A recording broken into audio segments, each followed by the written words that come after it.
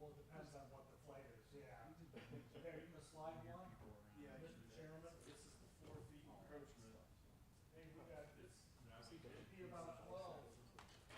You build something like this. Now, does that have a helmet here? We're just gonna have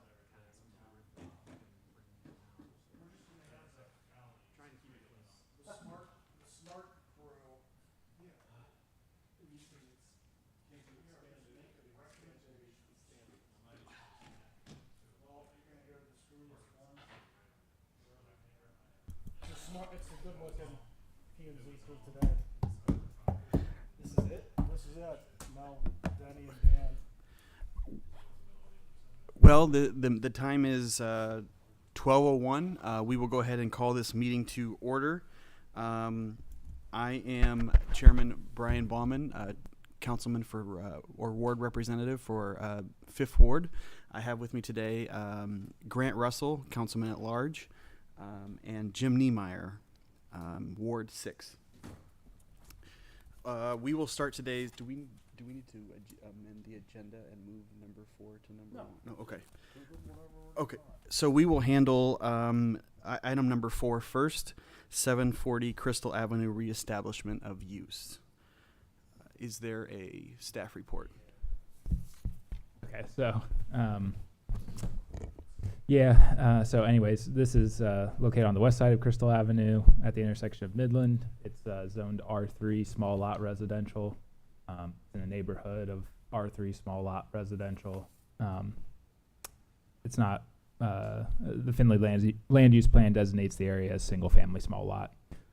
Historically, the applicant provided us a letter that said that this building was constructed in the 1940s and had been a car repair business up until about 2018, when it changed hands for the first time. Protect Rental Properties bought the property in 2021, had Rooster Roofing out of there up until about June this year. Site, staff had noted that it's kind of a misfit for its neighborhood, given the size of the space and the proximity to the neighborhood. We acknowledge that it's hard to find the right business to utilize that space, the reason this is kind of coming before us today is because the car repair business had been discontinued for 2 years. Staff wanted to see some improvements to the site to allow for the nonconformity to return. So in the meeting, City Planning Commission recommended approval with the following conditions. All work to be done inside the enclosed space, schedule a fire inspection for the business. They wanted them to redo the sidewalk along Midland. There's some extensive damage done to it because cars just kind of come in off of this to park in the parking area back there. And then this fence is kind of deteriorating and falling over, so they requested a new fence be installed. And that was a unanimous 5-0 vote.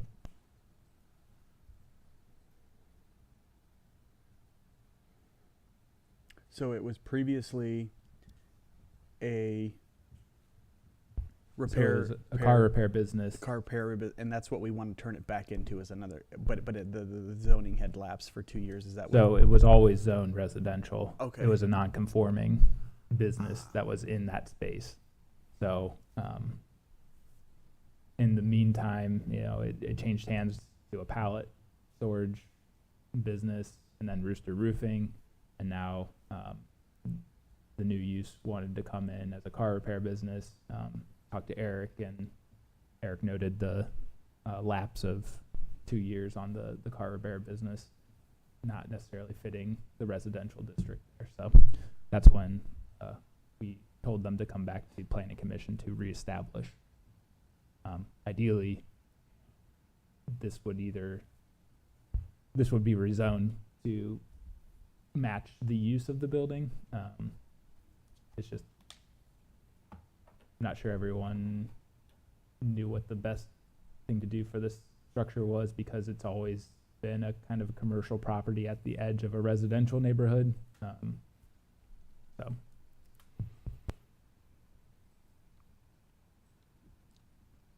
Any other questions for the staff from the members? In city planning, there was some discussion about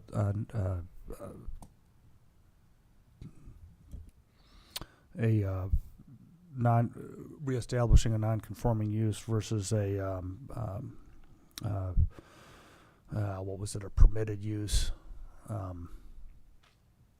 I think that's an interesting. That's a really interesting point. I think that it would be nice to have city law director weigh in on that. I think with reestablishing the non-conforming use or any of these things, it's not the current operator of the business that I have so much concern about. It's the next guy. And I will note that at city planning, they did have a neighbor, about a house or two south of this property, who spoke to the fact that the car business has been a good neighbor and quiet, and really not that much of an issue, or really no issue at all. But once you establish that as a car business, if the next person that comes in and decides that they are going to change the nature of what they do, then there is a concern. And one kind of an example property, I think it's called Brown Automotive on West Sandusky, that for the longest of time was a I think it's Brown, and longest time was it's another one of these. It's a car dealer. It's a car repair place. It's been there forever in the middle of residential, and then all of a sudden something changed, and they started parking cars every which where and performing work later and later, and the neighborhood had issues with it, and I don't know what that's a challenge. And I think this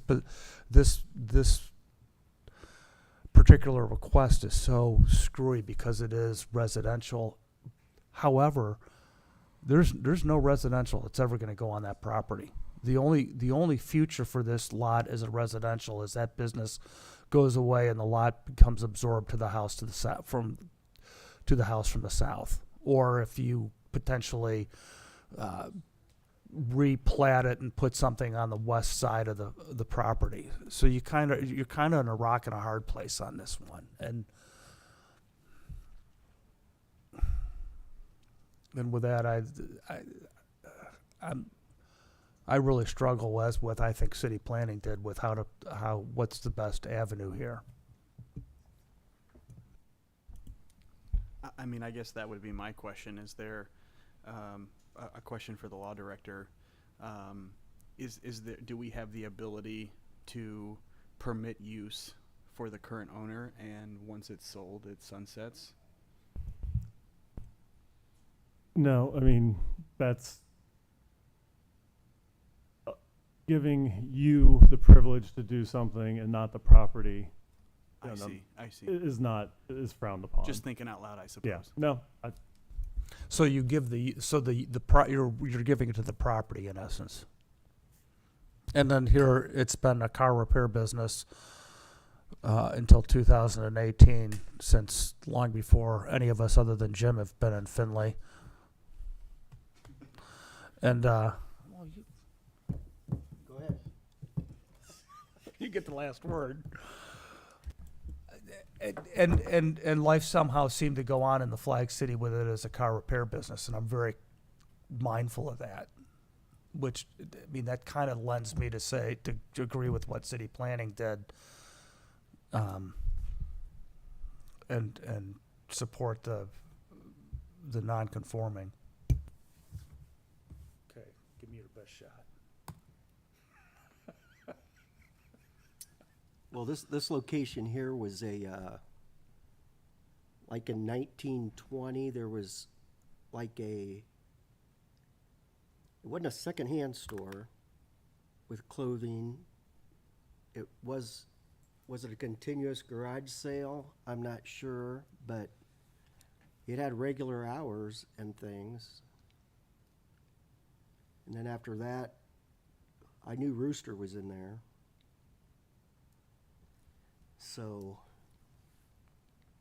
I don't think it would be a problem to have another car repair business in there. I'm very familiar with Brown's. For years back, Larry Kisberth had it. And there were some neighbors in that situation complaining about a lot of cars in the backyard, which another property Brown bought. And then that got, I don't know, they went back and forth. Brown finally moved the cars. So it's just, I don't think you're going to make all your neighbors happy. But I don't think there'd be any issue as long as the new place would be under control, if you know what I mean. Maybe not overload, have 16 cars in there or something like that. Eric, did you find this by just driving by and seeing Nope, it? they stopped up here. Oh, they did? Yeah. Okay. Yeah. And as mentioned in City Planning Commission, at the time we thought that, the rezoning into C2, then going through a conditional use to be allowed to do the major auto repair would have been the right choice, but they had opened. So, me and Jacob made the decision that possibly the quickest route to get them compliant for right now would be to go through the process of reestablishing the non-conforming use that was there prior with major automobile repair. Now, if that gets approved, now we can circle back around to where we can get it zone C2. That way a conditional use would be the major automobile repair, and that will actually give us, in the future, if it ends up going in the hands of somebody else and they end up becoming a bad owner, that conditional use could probably end up being stripped, but we'd have to talk to the law director about that for the future. So automotive repair in a C2 is conditional? For major automobile repair, that's the transmissions, engine work, more than just oil changes. Okay. And and we're here not today concerned with what might happen in the future. No, we're here. It's the reestablishment of the conditional use, and I appreciate that the applicant proactively came in to try to discuss the situation. So, are we Joe? Are you comfortable with the conditions? It's really, there was some discussion on the fence, and you.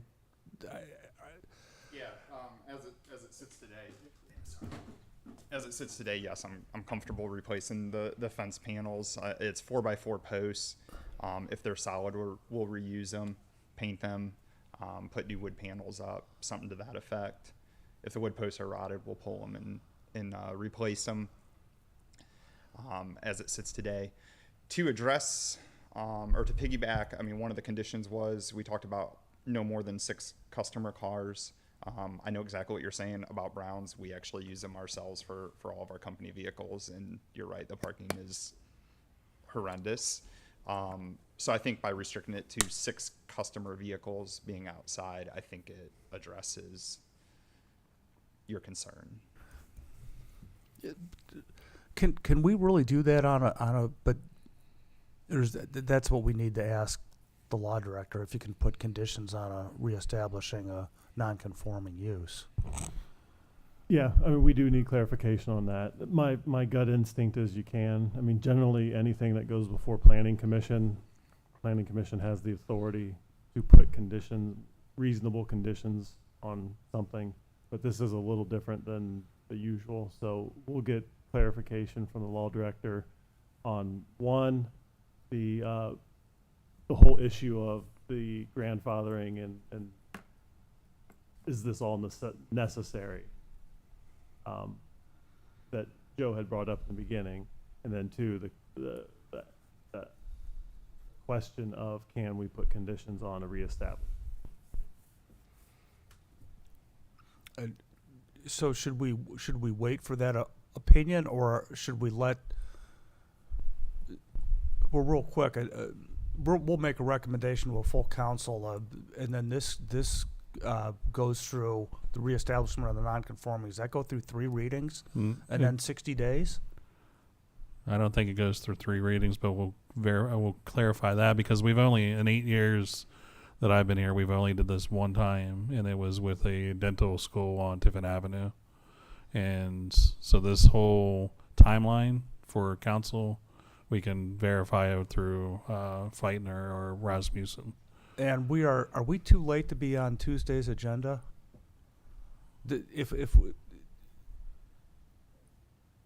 I would like to get that opinion before full council gives its final vote, but that would require a. I would have figured this would have went on first one next month. Okay. That's what I would have figured, Okay. just That because would of be my timeline. guess.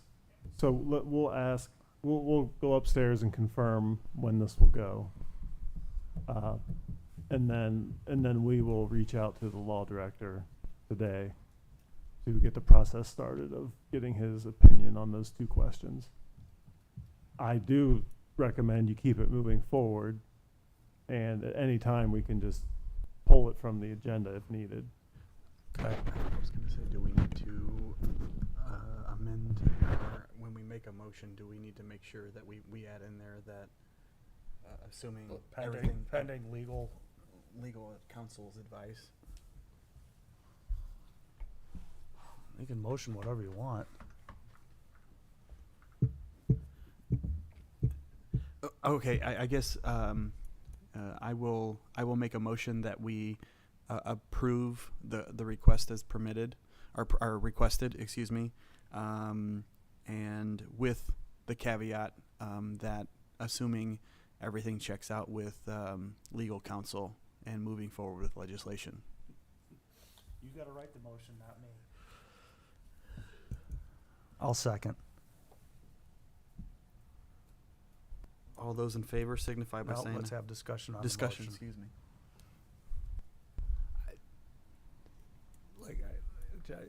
I just reiterate, I think it's the least lousy of a really difficult and interesting situation is what's being proposed, and I asked Joe to continue to follow up with this so that your kids don't hate you 30 years from now. And that's a reference to a comment he said that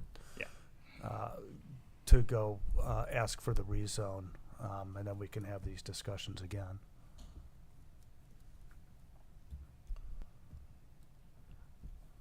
Anybody else? All those in favor signify by saying aye. Aye. Aye. Aye. Thank you. Thank you for your time. Thanks, Joe. Yep, thank you.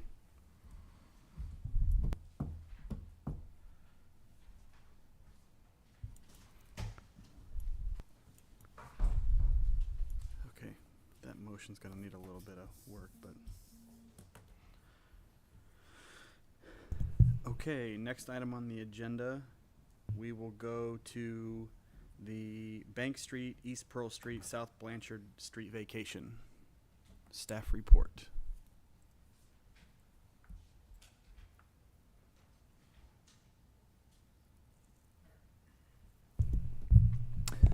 All right, so this is that first east-west alley north of Pearl Street, west of South Blanchard Street. It's a 16-foot right-of-way that measures 243 feet in length. So the applicant, Mr. Slough, he owns all 4 of the abutting properties. In this area, between Blanchard Street and Bank Street, there was a lot of platted alleys that were never improved that have been vacated. I think if you kind of scroll up north of the site, which you can't see in the aerial, but there's 3 or 4 other similar alleyways that have been vacated over the years. The applicant indicated that after if this would be approved, that they would like to, it would help them have more space to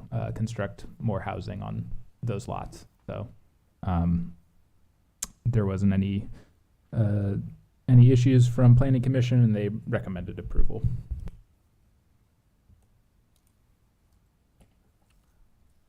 Any questions from the members? So, Mr. Slough, we just want to get you on the record. So you own do you own lots on both sides of this alley? Yeah, so basically that whole little block there, and then moving to the west, I own, I think, one more property. That I think I own that one, maybe the one next door. I can't. So and the plans are to redevelop? To put a few more structures in there, yes. Okay.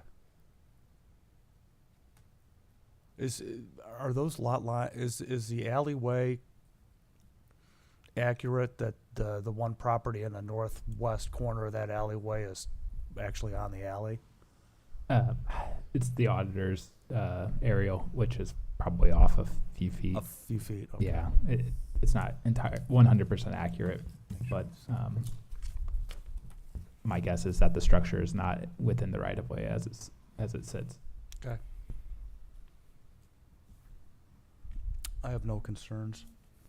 I do not have any either. I make a recommendation or a motion to approve as requested. Second. Discussion.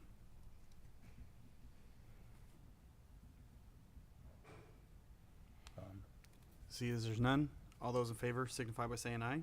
Aye. That is Just stay up there. I kind of figured. I've got my steps in for the day.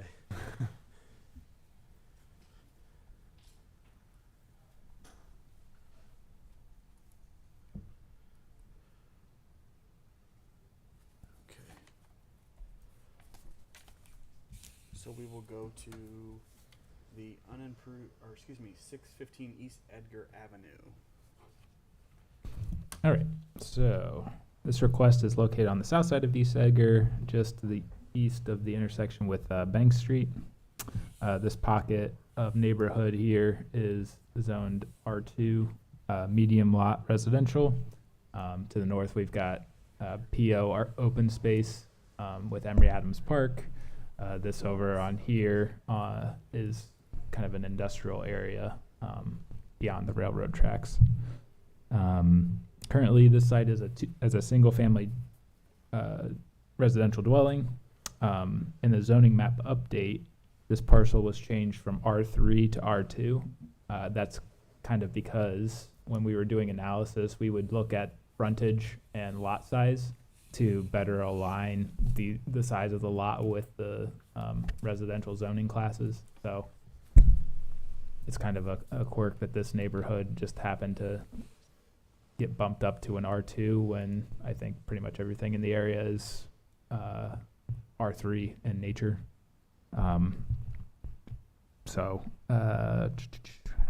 Mr. Slough indicated that this is kind of a double lot and conform better with the R3 standards. And if the zoning request was granted, the applicant indicated that they would like to sell the western half of the existing parcel to develop as a duplex.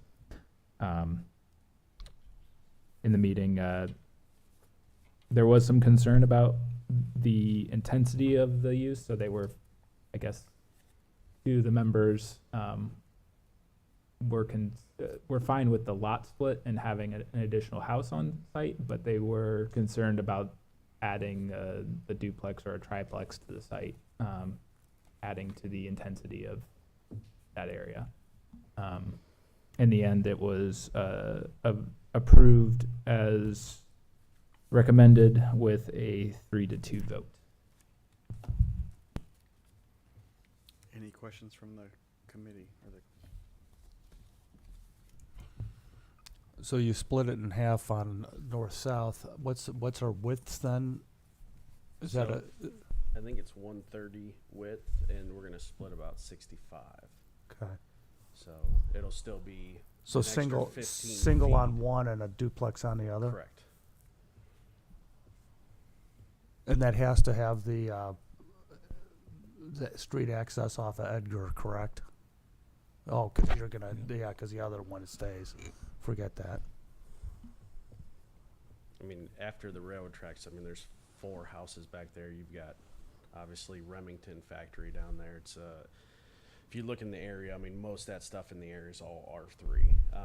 The previous owner, had he not passed away about a month before all the mailing went out and the remapping of everything, was highly against changing from R3 to R2 and would have been here before you. Okay. Yeah, and this is one of these tricky areas, and if I had to do it over again, I would. But there's 4 lots that meet R3 standards. There's 4 lots that meet R2 standards. So I was actually surprised it wasn't unanimous. I see no issue with this rezoning whatsoever. There was some concerns. They called it spot zoning, and I just disagree with that. They're both residential uses. That's not spot zoning. This lot meet the standards for R2.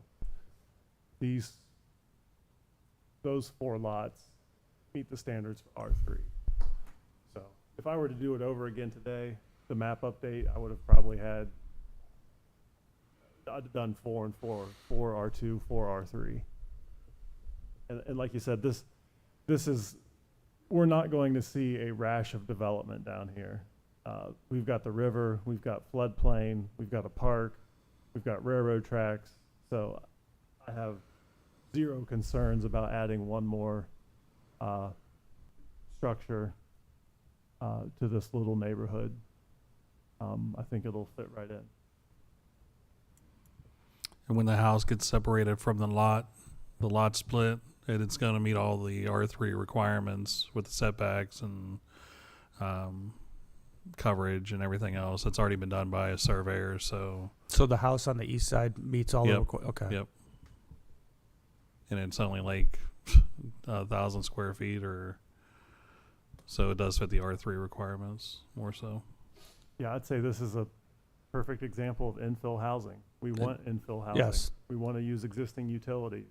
Just, I was going to make that point. I'm very supportive. I'm sorry to bring you down to say I agree with something you said, or was going to think that, but yeah, we do want to support infill development, and I'm glad to see this. It was going to be one of my questions for Josh offline is what does a city can they do to help more of these things happen? But for the sake of this specific request, I move that it be approved as requested.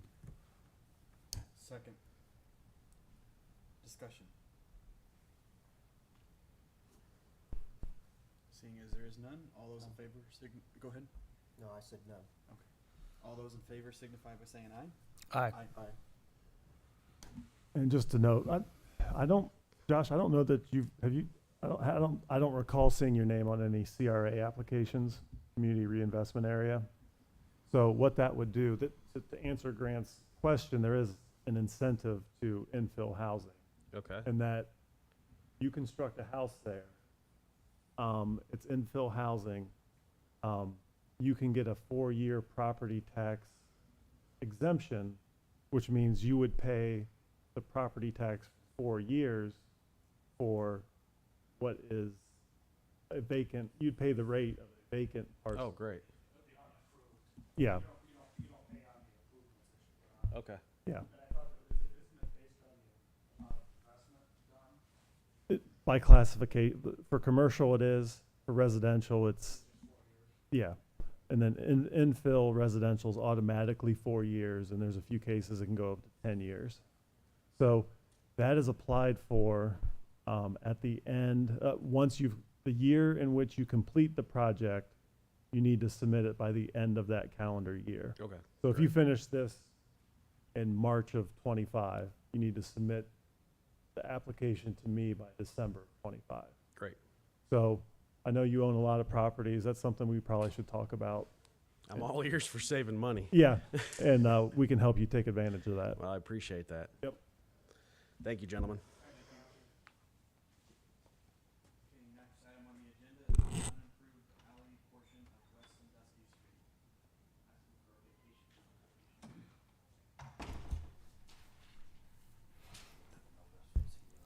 staff comments. Yep. Okay, so this request is located to the east of Totten Avenue and south of Sandusky Street. It's a 16-foot wide right-of-way that measures 45 feet south from the Marathon tanks to the unimproved east-west alley. Highlighted in red, so not the northern half at all. There's actually a north-south or east-west alley here that's unimproved as well. Okay, so the applicant indicated that they would like to vacate this alley so that they can combine the lots 4107 and 3408. So they're this lot and this lot. They're able to combine. They'll be bringing a site plan to City Planning Commission to add a storage structure onto the site. All the abutting property owners signed the request for the tanks down here. Their main access is off of Glessner, which is just off the aerial here. But hypothetically, they still have multiple points of access and could theoretically use Totten to access the site still. So we didn't have any concerns. Staff had no comments on it really. So the commission had no comments, so they approved it unanimously.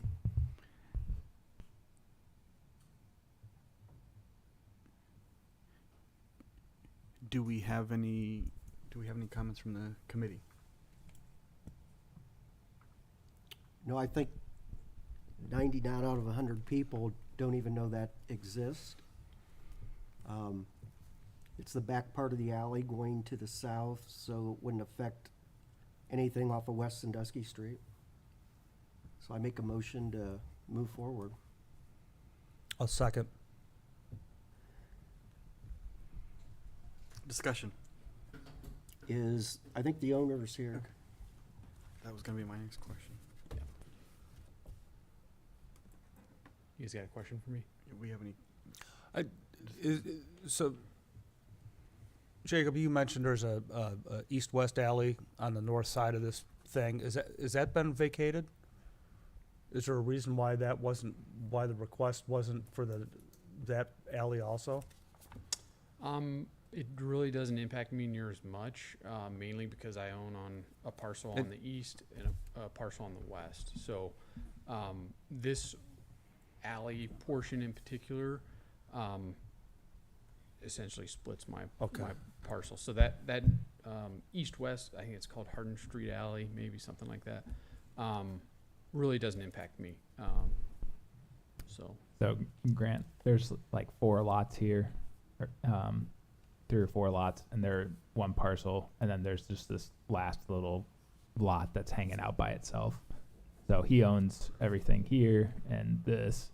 So this vacation would allow him to combine everything into one parcel. And then the plan is to, for his access point, he's gonna put in the infrastructure or the remainder of Totem to enter the facility that he's planning on. Yeah. So that'll be coming through City Planning Commission probably in 2 months. So the main access is off Totem. It'll be off Totem, yeah. I must admit, I had to Google Maps to even find out where that street was, so this is not a area of town I'm that familiar with. Okay. I mean, we're not doing a site plan discussion, so. Any other discussion? Seeing as there is none, all those in favor signify by saying aye. Aye. Thank you very much. thanks, guys. Appreciate it. We're a little faster than city planning, I want the record to show. We also have about 80 cases less.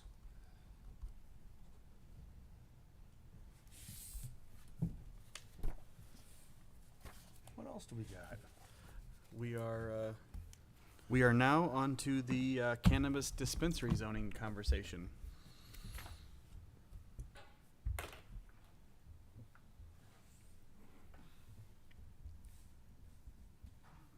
Go ahead. Floor is yours, Chairman. So I guess my first question would be, have we kind of been able to do any digging as to what we would actually need to have these zoned, or what that process might look like? Have we had any clarification from the state, that sort of stuff? Well, Grant's done a good job of looking into that and helping provide me with information from the state. It seems like on a basic level, the state is providing guidelines or regulations that no facility should be within 500 feet of a school, park, daycare, or church. Okay. So there's kind of those four categories. The state also gives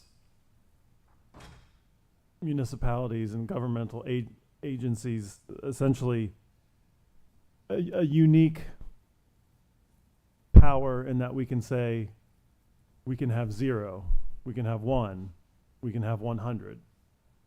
That's a power that's not normally available explicitly to a city. So that is a unique, and I'm very much, I think that's a good start to allow communities to kind of work through this issue, is giving them that authority.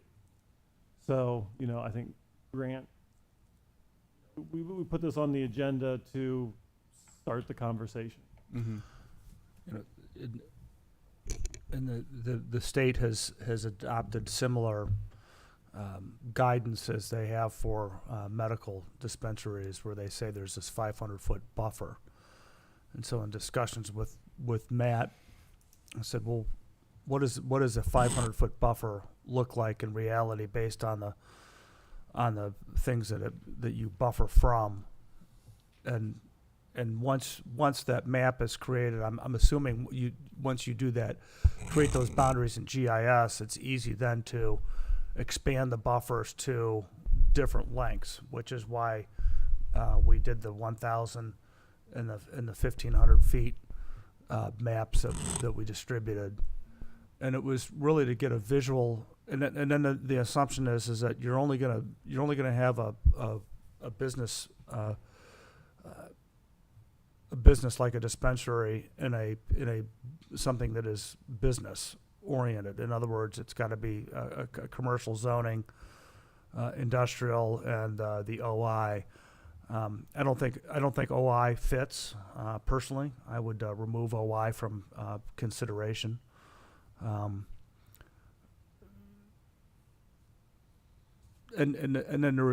one quick point is that in the mayor sent out an email. I think it was from the Ohio Mayors Association, with some more discussion about this. And in reading through that, the state of Ohio doesn't consider a university campus a school. School is a public school, like Findlay City Schools. Yeah, the wording is primary and secondary schools. Yes. Oh, thank you. And then they get daycares, which you would then be your standalone kindergartens and stuff.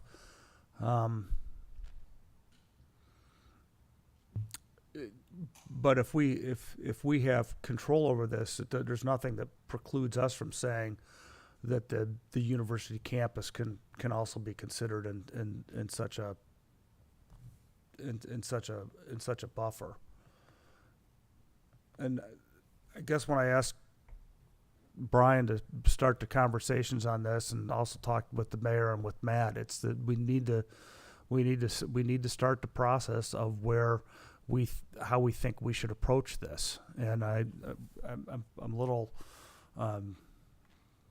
disheartened that we only have 3 of the 5 of the committee here to hash this out. So I'm with that in mind, I'm all in favor of just having open discussion now, and tabling so we can consider it next month as we gather more information. But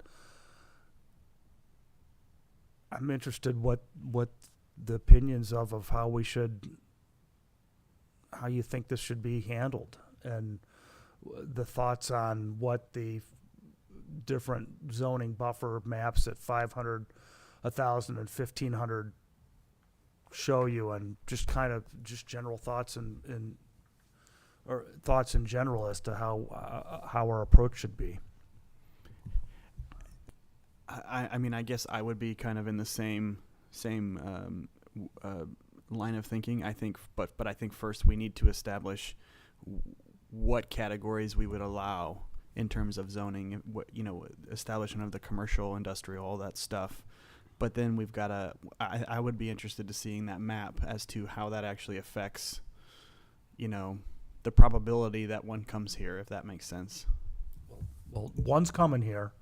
I mean, that's a given. And if you look at the rezone, was it a rezone request for the bank building on Western Avenue? Yeah. It was. If you looked at the requester, it was.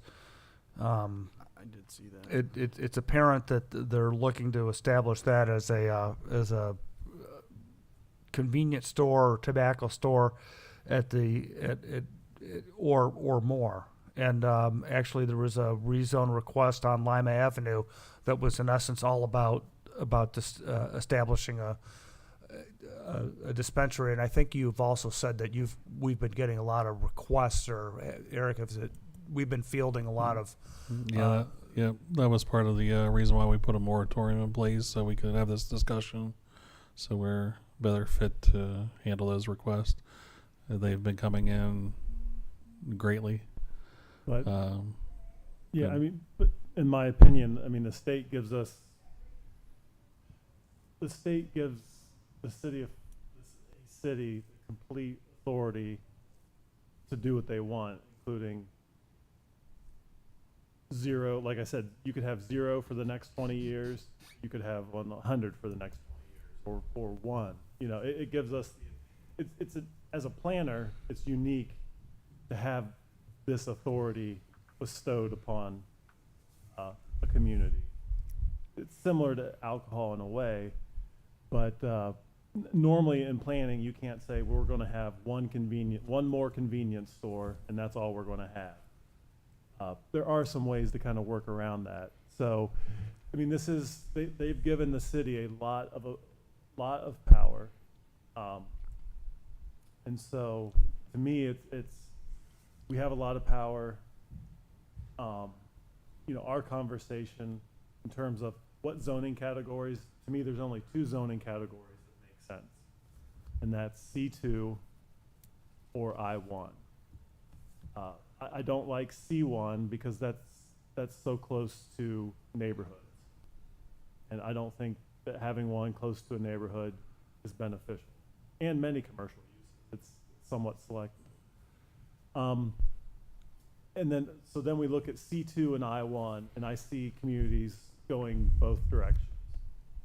C2 would allow it to be kind of more upfront on your thoroughfares, your Tiffin Avenues, potentially your Trenton Avenues, etc.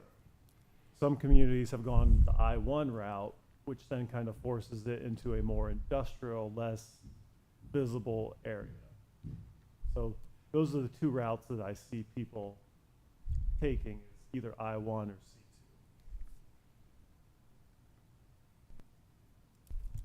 C2. Are we considering in the long run was a discussion of putting these in as a conditional use as well in those zoning classifications? Do you know? I would recommend putting it as a conditional use. That just gives City Planning Commission a chance to look at it. Permitted use if they're not constructing I would say conditional use would give the city more control. I'll just say that. A permitted use, if they're moving into an existing building and not making any changes, then they have right to it, and they file a change of use, and they're in there, and it's done. Conditional use at least has to go to the City Planning Commission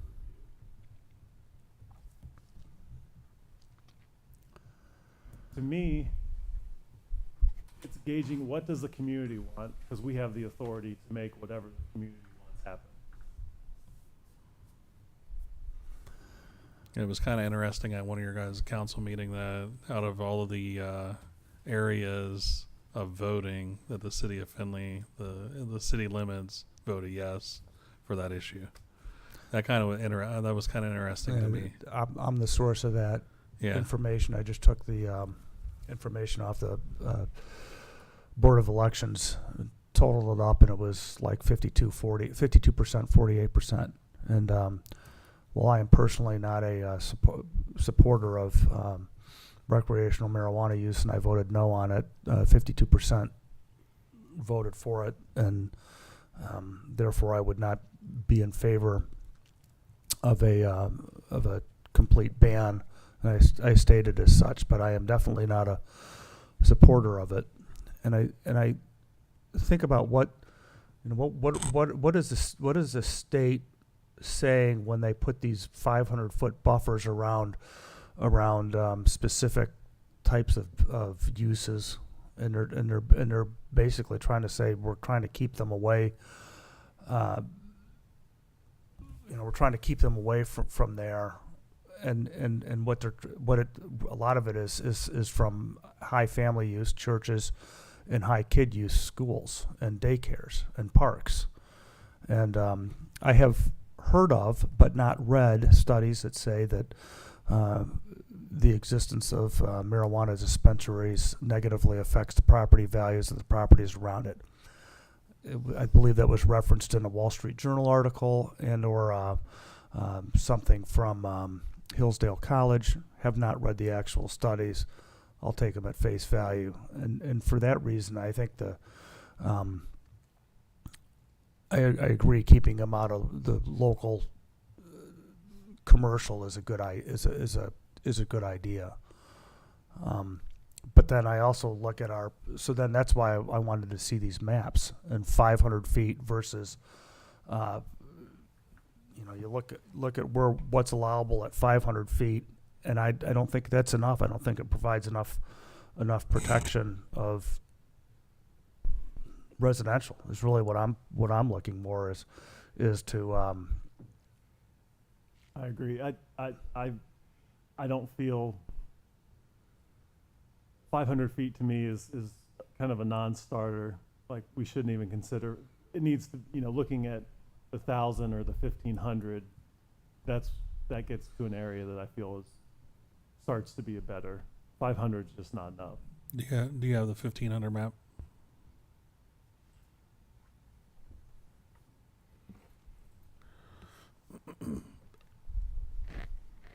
I think looking at the 1,500 map, it was covering a lot of the residential up too. Is that still 1,000? And then of note that that's the place on the 1,500 map, I think that the location of the bank building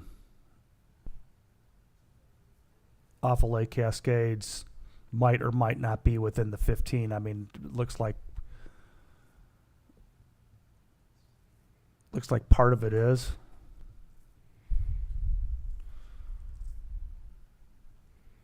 No, that's not. Yeah, I think that's it. That's No, further it's- north.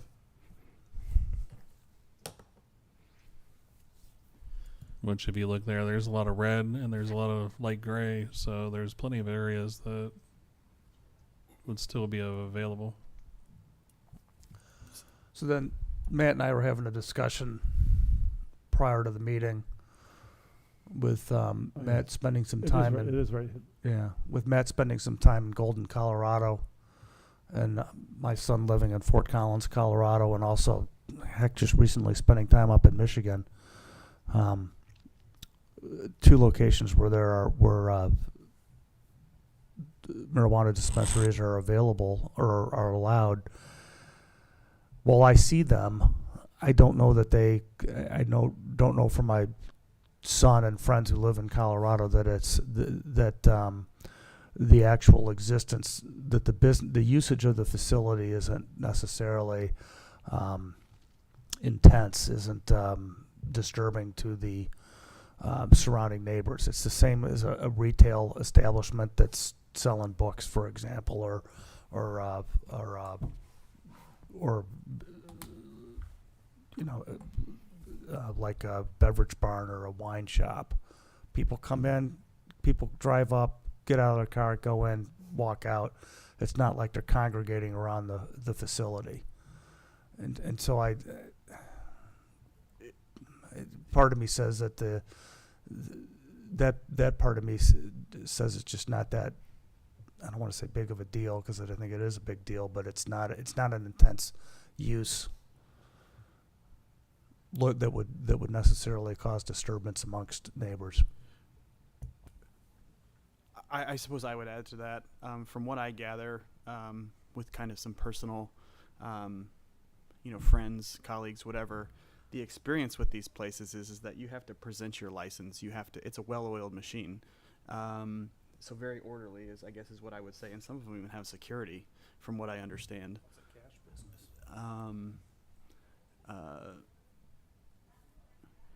I guess I would want to understand, is it one or the other, or both, in terms of commercial and or industrial use, but with that caveat of the conditional usage? Do you have one or that you prefer over? Do we have one? I guess committee included. Do we have one that we would prefer one over the other, or are both on the table? I guess is what I would want to understand. Well, when you legislate it, I think, you have that open capability. You just see the map here. You can use that as a reference point, as long as it's conditional use. I mean, that's the one recommendation that I would have, whichever way you would decide to go as a city council. I guess if you permitted it in both I-1 and C2, I would guess that 90 times out of 100, they will find a spot in C2, because it'll be a higher visibility, most likely. Understood. But it could be both. In practicality, I would think at that point, I just think they're going to, so a developer would choose C2 9 times out of 10. It's more of, I guess, the theory that the community wants.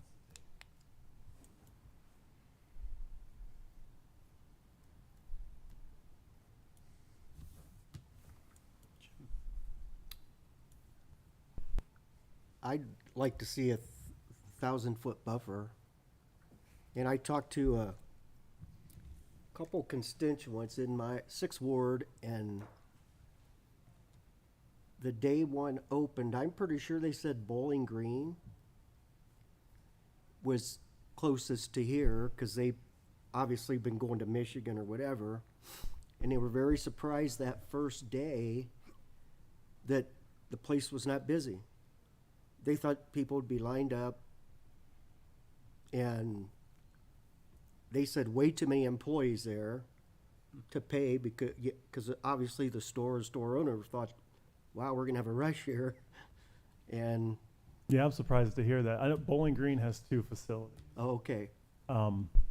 Yeah, I would expect that on day one it'd have been like 50 people in line outside the door. Yeah, but that wasn't the case, and if that's, if they were being honest about it. So, But It's- I would it's assume, gonna happen. even if that was the case in Bowling Green, I would assume after a week or two, just like a new restaurant, everyone's lined up outside the new restaurant. yeah. Well, I've also heard, once again, it's anecdotal, that I think folks have mentioned in Michigan that there was a ton of these places. There was many dispensaries initially, and then the market did its thing, and there are now less. Based on my experiences in Colorado, that's similar.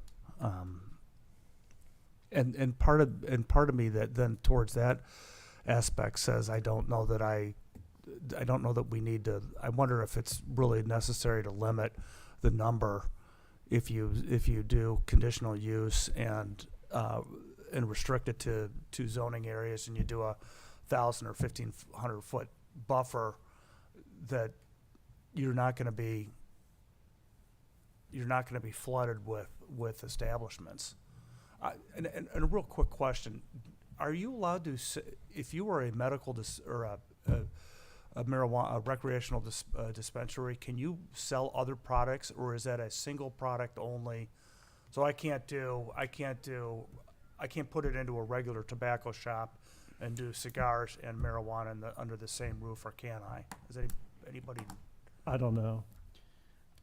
I know from just hearing that the medical facility that was in Wapakoneta has switched over to both, so they are both medical and recreational. Yeah, well, yeah, that's how the way the state initially did the recreational licenses is they offered dual licenses to established medical facilities, and that's the only avenue that places had. So, and it looked like the vast majority of the medical facilities got the dual licenses. I think there's one in Tiffin or Fremont that did not. It's stuck out on Ohio's map like a sore thumb. It was because the maps that the state of Ohio has presented have them color coded, and yeah, Tiffin was different. Bowling Greens are dual use dispensaries. And I also thought the state of Ohio was limiting the number of recreational dispensaries on a statewide level. Therefore, from that aspect, I don't know necessarily how important that is for us. I do like the conditional use aspect for wherever we decide is a good one. Yeah.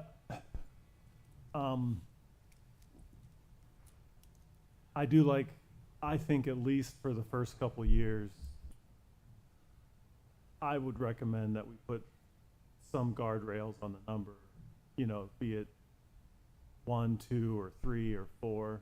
I don't like having, they give us guardrails, and I figure we might as well use them, and then we can always remove them. So that's just my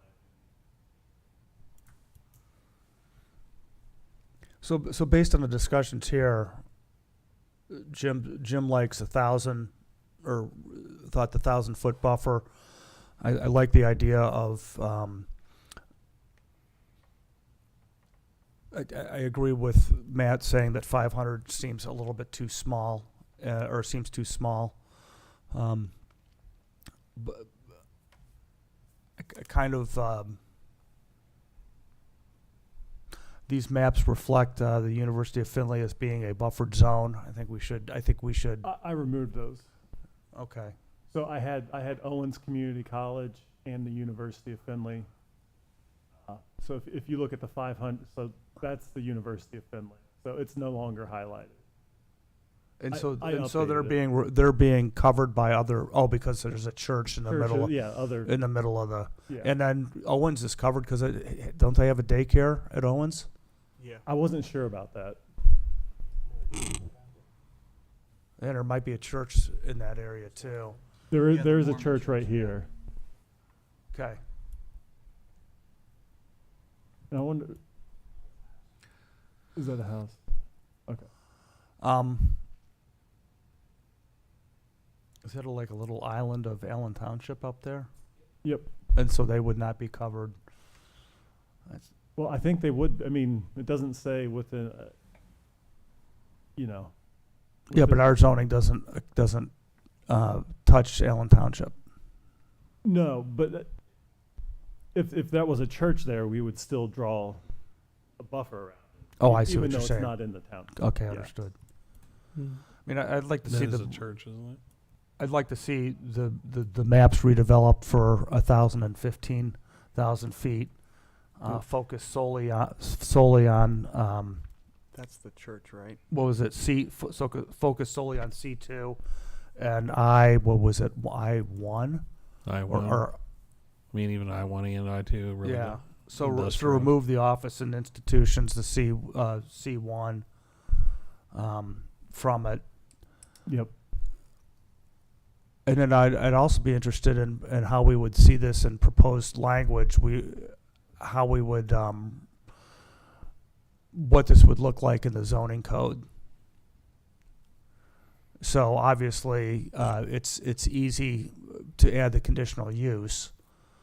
That language isn't hard, but how we would establish the rest of the this in our code, and I think that'd be a good thing to bring back to this committee for further discussion before we make a recommendation to full council. I think, I mean, in general, I don't think there will be too much language. I think there'll be a language that says, there'll be a short little section that describes the 1,000 or 1,500 foot buffer, and then the next point would speak to the number of facilities permitted in the city, and we'd fill that in, be it 1, 2, 3, 4, whatever guidance I get.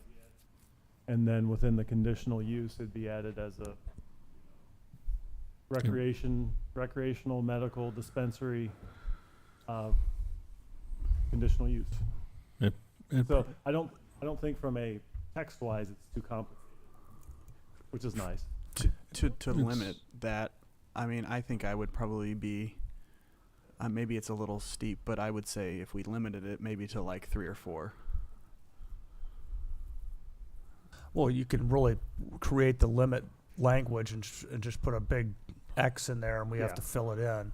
Okay. My population. And one thing I would note, and I was curious about this, if you establish a dispensary at a specific location, and then you're established, and a daycare is formed next to you, the dispensary is in essence grandfathered in. The existence,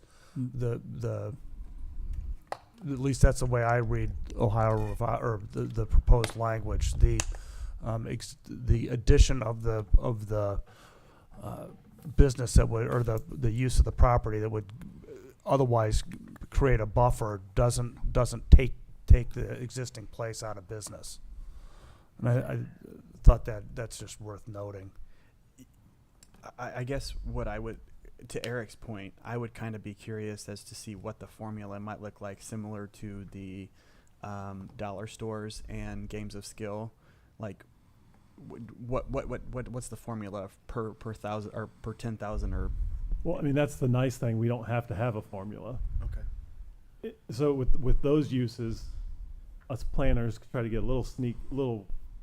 It's kind of it's a way to try to limit the number. The state just says you can do that. I mean, we can't just say there's only one car dealership in town. There's one anything in town, really. But the state gives us that authority in this case. Okay. So my initial thought is, for what it's worth, this is more personal opinion. I actually voted yes, just all. So I don't have, this doesn't concern me too much. As a planner, I understand our community, and I understand our community is not, though a majority voted for it, at the same time our community is not jumping up and down. There are concerns. So my thought was 1 or 2. Two would be the maximum that I would go with for now. But I'm more speaking from my own personal kind of opinion. Yeah. We can always, there's nothing that says 3 years from now we can't up it to 5. But once there's 5, it's hard to go the other way. Yeah. Well, and really, a town of our size, 1 or 2 would probably be sufficient. I would think so. But it's a lot to chew on. Yeah.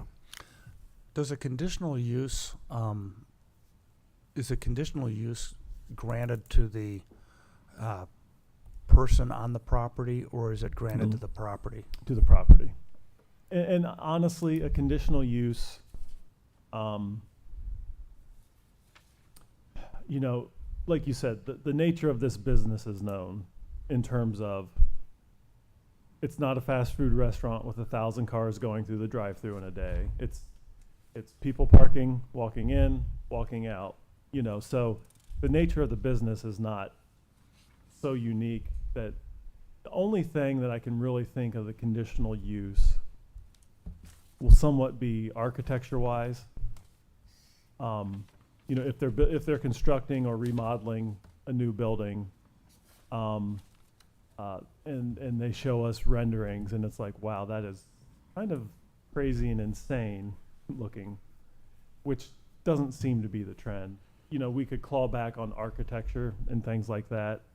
I think you'll see a lot of green in your Yeah. in your renderings. But, you know, in terms of like, so conditional uses are a little bit of a backstop, but in the case of a dispensary, like it's not heavy equipment, it's not noise, it's just people parking, going in and leaving.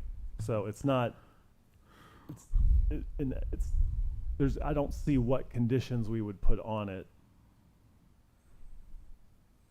other than maybe architectural.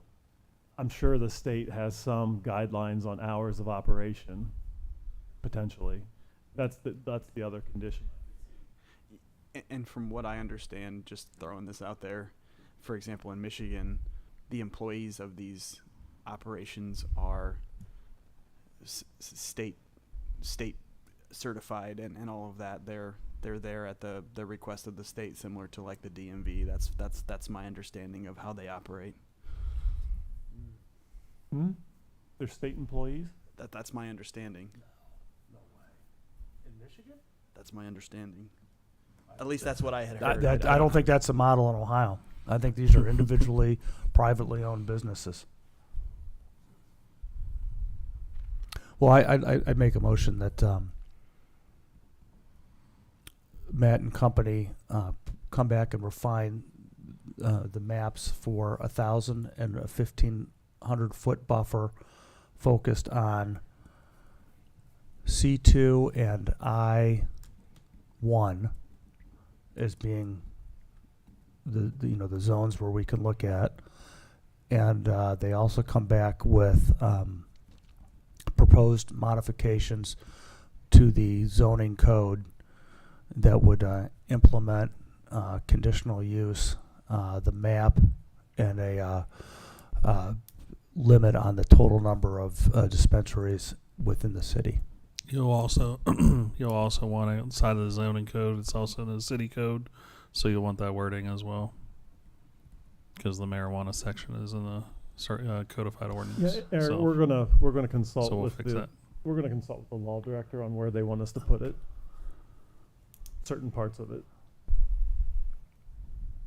I could see a case. I mean, obviously. Well, I'm making a motion, so my motion does not include what Eric said. And once I get a second on it, then we can discuss that. I'll second Grant's motion. What are you talking about? So our current medical marijuana is in our city codified ordinance. It's not in our zoning code. So that outlaws medical marijuana, period, in the city of Findlay. So that has to be repealed and replaced with something if we're going to allow for the sale of medical and the sale of recreational marijuana. We're a planning and zoning committee. I'm concerned here about planning and zoning issues, and that while that can be part of the overall thing, that's not. I hear what you're saying. I appreciate it. That's kind of housekeeping can be taken care of when we have legislation in front of city council. But and should we be coordinated with the city law department? Absolutely, especially since when I'm gathering, reading these rules that are coming out of the state, they are still in flux. Everything is kind of seemed to be referred to as a guideline, and that that's a pretty tough thing to base code on. But I mean, this is a start. Nope, we can do that. No problem. Does that encompass the spirit of what you were saying? Did I miss anything?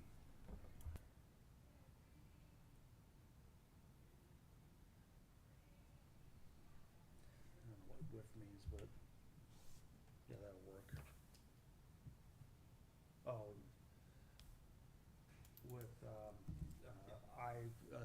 what was it, C2 and I1. I1.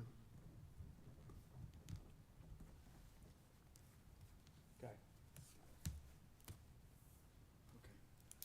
So that was a move, and we had a second. Any other discussion?